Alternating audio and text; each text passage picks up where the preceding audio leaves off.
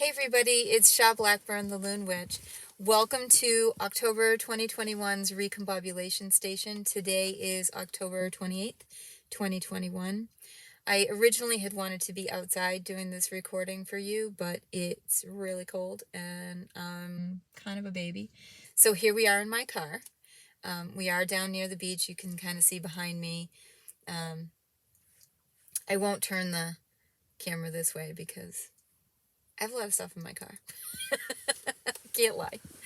So today, last week I had put a notice out to the group that I was going to postpone the Recombobulation Station until this week because I wanted to do something special. The something special that I wanted to do was I wanted to read you a story, which I'm going to do, but I wanted to read you a story at the beach with a nice background. Not that the Enchanted Forest isn't a nice background, certainly better background than my car right now, but I wanted to have an experience with you. And unfortunately, it's just too cold for me because I'm an old lady. So today, it's Consider It Storytime Thursday. I want to share a story with you. These are some stories that I grew up with and still love to this day. So this is the Mother West Wind stories. This is the collection volume number 2, which has the why, how, when, and where stories. If you're a mom or a grandma or a dad or a grandpa or an uncle or an aunt, and you have small children and you want to engage them with some storytelling, these are great stories. These stories were written by Thornton W. Burgess. He was a naturalist who lived between Sandwich, Massachusetts and Springfield, Massachusetts. And he, I don't know how many stories he wrote, hundreds of stories, I would say, about the animals. And in their stories, how they, there's a story called How Lightfoot the Deer Learned How to Jump. There's another story about how Jimmy Skunk got his stripes. And there's a story about the loon, how the loon got its laugh. I can't remember the name of the loon. But there's so many stories, and I grew up reading them. My dad grew up reading them, and so I got some of the books that he grew up with. And they are, I will say, these stories are some of my most prized possessions because they're so meaningful to me. Today, the story I want to share with you is called Why Old Man Coyote Has Many Voices. And so here we go. I want you to settle in, get comfortable, snuggle up with the kiddos if you want, and let's have some story time. So, of course, Old Man Coyote has only one voice. But that one is such a wonderful voice that he can make it sound like a great many voices, all yelping and howling and shouting and laughing at the same time. So those who hear him always say that he has many voices. And that certainly is the way it seems. The first time Peter Rabbit heard Old Man Coyote, he was sure, absolutely sure, that there was a whole crowd of strangers on the Green Meadows, and you can be sure that he kept very close to his dear old briar patch. If you had been there and tried to tell Peter that all that noise was made by just one voice, he wouldn't have believed you. No, sir, he would not have believed you, and you couldn't blame him. It was the Merry Little Breezes of Old Mother West Wind who first told Peter who the stranger was and warned him to watch out, because Old Man Coyote is just as fond of Rabbit as Granny or Reddy Fox, and is even more crafty and sly than they. Peter thanked the Merry Little Breezes for the warning, and then asked them how many of his family Old Man Coyote had brought with him. Of course, the Merry Little Breezes told Peter that Old Man Coyote was all alone, and they became very indignant when Peter laughed at them. He just couldn't help it. Why, said he, every night I hear a whole crowd yelping and howling together. But you don't, insisted the Merry Little Breezes. It is Old Man Coyote alone who makes all that noise. Don't you suppose I know what I hear? Demanded Peter. No, retorted the Merry Little Breezes. You may have big ears and be able to hear a great deal. sometimes a great deal more than you have any business to hear. But you are old enough by this time to have learned that you cannot believe all that you hear." And with that, the Merry Little Breezes indignantly raced away to spread the news all over the Green Meadows. Now, Peter was quite indignant because they thought he couldn't or shouldn't believe his own ears, because he wouldn't have believed what they told him, and all the rest of that day he couldn't put the matter out of his mind. He was still thinking about it as the black shadows came creeping down the purple hills across the Green Meadows. Suddenly, Peter saw a dark form skulking among the black shadows. At first he thought it was Reddy Fox, only somehow it looked bigger. Peter, safe in the dear old briar patch, watched. Presently the dark form came out from among the black shadows where Peter could see it clearly, sat down, pointed a sharp nose up at the first twinkling stars, opened a big mouth, and out of it poured such a yelping and howling as made Peter shiver with fright. And now Peter had to believe his eyes rather than his ears. His ears told him that there were many voices, but his eyes told him that all that dreadful sound was coming out of one mouth. It was hard, very hard to believe, but it was so. "The Merry Little Breezes were right," muttered Peter to himself, as Old Man Coyote trotted away in the direction of the Green Forest, and he felt a wee bit ashamed to think that he had refused to believe them. After that, Peter could think of nothing but Old Man Coyote's wonderful voice that sounded like many voices, and at the first opportunity he hurried over to the Smiling Pool to ask Grandfather Frog what it meant. "Chug-a-rum," said Grandfather Frog. "It means simply that Old Man Coyote comes from a very smart family, and that he knows how to make the most of the gift Old Mother Nature gave to his grandfather 1,000 times removed." That was a really long time ago. This sounded so much like a story that Peter straightway teased Grandfather Frog to tell him all about it. At last, to get rid of him and enjoy a little quiet and peace, Grandfather Frog did so. "Chug-a-rum," he began, as he always does. "The great, ever so great grandfather of Old Man Coyote, who lived long, long ago when the world was young, was very much as Old Man Coyote is today. He was just as smart and just as clever. Indeed, he was smart enough and clever enough not to let his neighbors know that he was smart and clever at all. Those were very peaceful times at first, and everybody was on the best terms with everybody else, as you know. There was plenty to eat, without the trouble to steal, and everybody was honest simply because it was easier to be honest than it was to be dishonest. So old King Bear ruled in the Green Forest, and everybody was happy and contented. But then came a time when food was scarce, and it was no longer easy to get plenty to eat. It was then that the stronger began to steal from the weaker, and by, even to prey upon those smaller than themselves.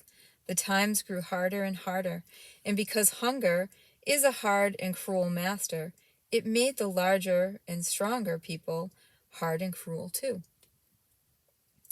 Some of them made very sly and cunning, like old Mr. Fox. Mr. Coyote was one whom it made shy and cunning. He was smart in the first place, even smarter than Mr. Fox, and he was very early made up his mind that if he would live, it must be by his wits. For he wasn't big enough or strong enough to fight with his neighbors, such as his big cousin, Mr. Timberwolf, or Mr. Lynx, or Mr. Panther, and certainly not old King Bear, who was king no longer, and yet he liked the same things to eat. So he used to study and plan how he could outwit them without danger to himself. A whole skin is better than a full stomach, but both a whole skin and a full stomach are better still, he said to himself, as he thought and schemed. And for a while he was content to catch what he could without danger to himself, and to eat what his bigger and stronger neighbors left when they happened to get a little more than they wanted for themselves. Little by little, he got the habit of slyly following them whenever they were hunting, always keeping out of sight, and in this way he managed to get many meals of scraps. But these scraps never wholly satisfied him, and his mouth used to water as he watched the others feast on the very best when they had a successful hunt. He knew it wouldn't be of the least use to go out and boldly ask for some, for in those hard times, everybody was very, very selfish. Now, I want to pause briefly here because I hope you're getting the gist of the story thus far. And I just want you to start thinking about, excuse me, I want you to start thinking about how does this relate to where we all are in our life today.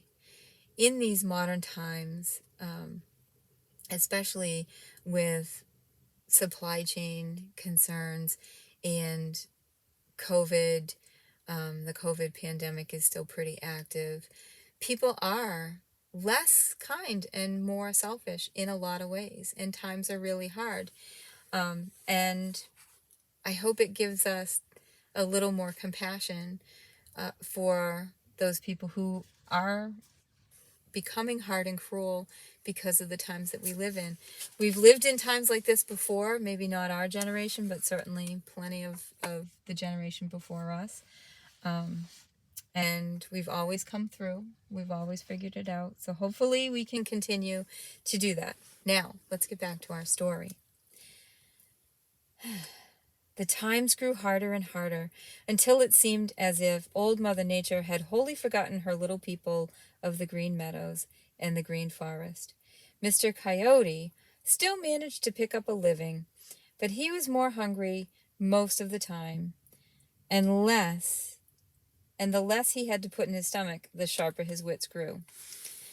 At last, one day, he stole a soft-footed through the green forest. He discovered Mr. Lynx having a great feast. To keep still and watch him was almost more than Mr. Coyote could stand, for he was so hungry that it seemed as if the sides of his stomach were almost met. It was so empty. If I could make myself into 3, we could take that dinner away from Mr. Lynx, thought he. And right on top of that thought came a great idea. Why not make Mr. Lynx think he had a whole lot of friends with him? It would do no harm to try, so Mr. Coyote put his nose up in the air and howled. Mr. Lynx looked up and grinned. He had no fear of Mr. Coyote. Then Mr. Coyote hurried around to the other side of Mr. Lynx, all the time keeping out of sight, and howled again. And this time he tried to make his voice sound a little different. Mr. Lynx stopped eating and looked up a little surprised. I wonder if Mr. Coyote has brought a brother with him, thought he. A minute later, Mr. Coyote howled again from the place where he had howled in the first place. He certainly has, thought Mr. Lynx, but I'm a match for 2 of them, and once more he went on eating. Then Mr. Coyote began to run in a little circle around Mr. Lynx, always keeping out of sight in the thick brush, and every few steps he yelped or howled, and each yelp or howl he tried to make sound different. Now, Mr. Coyote could run very fast, and he ran now as hard as ever he could in a big circle, yelping and howling and making his voice sound as different as possible each time. Mr. Lynx grew anxious and lost his appetite. Mr. Coyote must have a whole crowd of brothers, thought he. I guess this is no place for me. And with that, he started to sneak away. Mr. Coyote followed him, still trying to make his voice sound like the voice of many, and Mr. Lynx gave a hurried look over his shoulder and began to run. Mr. Coyote kept after him, yelping and howling until he was sure that Mr. Lynx was so frightened he wouldn't dare come back. Then Mr. Coyote returned to the dinner Mr. Lynx had left and ate until he couldn't hold another mouthful. His throat was very raw and sore because he had strained it trying to make his voice change so often. But he didn't mind this, because, as you know, it felt so good to have all he could eat at one time and once more. Now, it just happened that Old Mother Nature had come along just in time to see and hear Mr. Coyote, and it tickled her so to think that Mr. Coyote had been so smart that what do you think she did? Why, while he slept that night, she healed his sore throat and she gave him a new voice. And this voice was very wonderful, for it sounded all the world like many voices, all yelping and howling at the same time. And after that, all Mr. Coyote had to do when he wanted to frighten someone bigger and stronger than himself was to open his mouth and send forth his new voice, which sounded much like many voices. So he had plenty to eat from that time on, and all his children and his children's children had that same wonderful voice, just as Old Man Coyote has now. Chug-a-rum. Now scamper home, Peter Rabbit, and see that you don't let Old Man Coyote's sharp wits get you into trouble. Thank you, Grandfather Frog, cried Peter, and scampered as fast as he could go for the dear, safe old briar patch. And that is the end of our story. So if you have ever heard a coyote on the hunt, it does sound like there's a whole pack of them. And yet, you may only see one. So, I don't have any journal prompts for you necessarily this time around. I wanted you to just really enjoy the story, take it all in.